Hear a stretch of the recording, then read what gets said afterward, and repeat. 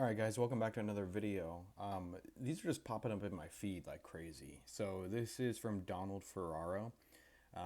Shout out to this guy for posting this video a couple years ago because we can always learn from these mistakes. And like I said, it takes some balls to post a video of like a bad landing or a takeoff or whatever.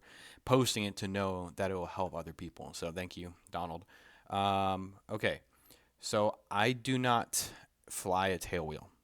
All right, so I cannot speak for the tail wheel approach speeds or how to land in it or anything like that. I don't even want to provide too much input, but we can watch this video together. And I would like to start a conversation on what happened here because he ends up going off the runway and he recovers the plane somehow. And impressive recovery. I want to know from you guys, what would you have done differently if you fly a tail wheel? What happened here? And things like that. So let's go and watch the video.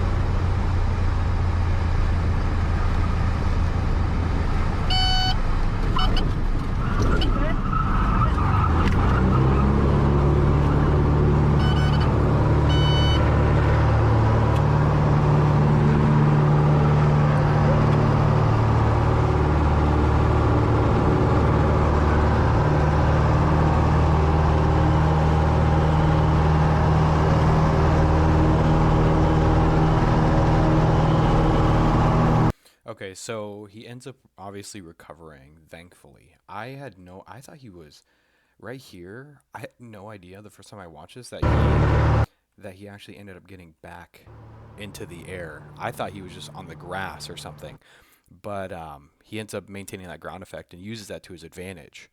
So that's what I've noticed from this video. Also, I noticed that there's a passenger in the right that is talking a lot during landing. Normally, I brief my passengers that during critical phases of flight, like approaches, landings, takeoffs, climbs, we want to maintain a sterile cockpit because I don't like chatter. It's really distracting, especially coming in for landings. So that, I mean, I don't know. That's my personal preference is that I don't like to talk when it comes to landings unless I'm like talking myself through something or unless it's critical to that phase of flight. So one of the things I noticed too, and you guys let me know if I'm over analyzing this, and I'm trying to be as humble as possible, but I only have what I know. And what I know is that in a Cessna 172, if somebody's controlling the yoke like this, they're probably over controlling. But in a tail wheel, is this different? Like, is this how you're supposed to fly a tail wheel? Because there's a lot of movements in here. I bet you it is. I bet you this is how they're supposed to fly it.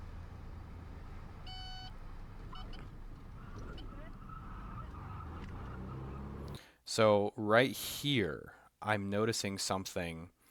This is when the panic starts to set in, and this is called the negative transfer of learning. And I kind of like make jokes about this in my last videos, is that they go into like Mario Kart mode where their plane turns into a go-kart and they try to use the yoke to steer. They're essentially driving a car at that point because you're so panicked and frazzled that you go back to your most innate instinct when it comes to a vehicle, which is if I want to go right, I spin to the right. So I'm noticing that he controls the yoke as if he's in a car. And this is pretty normal. It's a really hard instinct to fight, to be honest.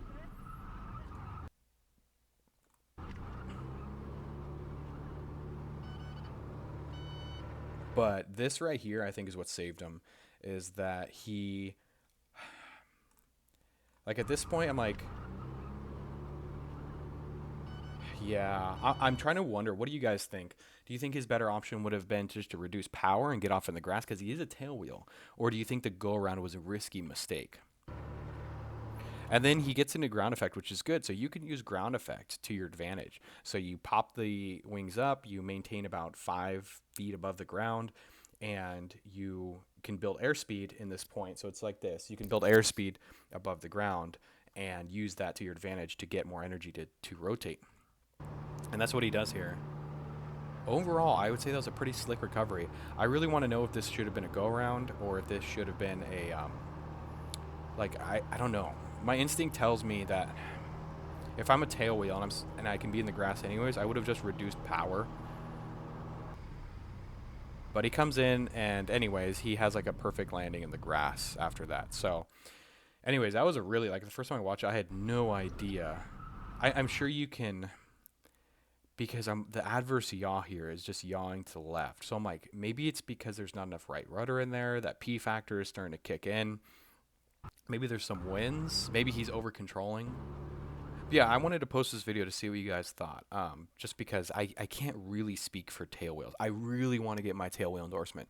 In fact, my plan is to, once I earn a little bit more income and I become a little bit more experienced as a CFI, I want to monetize this channel and then use some of that money that I get from the monetization to get my tail wheel endorsement and then make videos about it. So speaking of that, we're like 110 subscribers away from being monetized.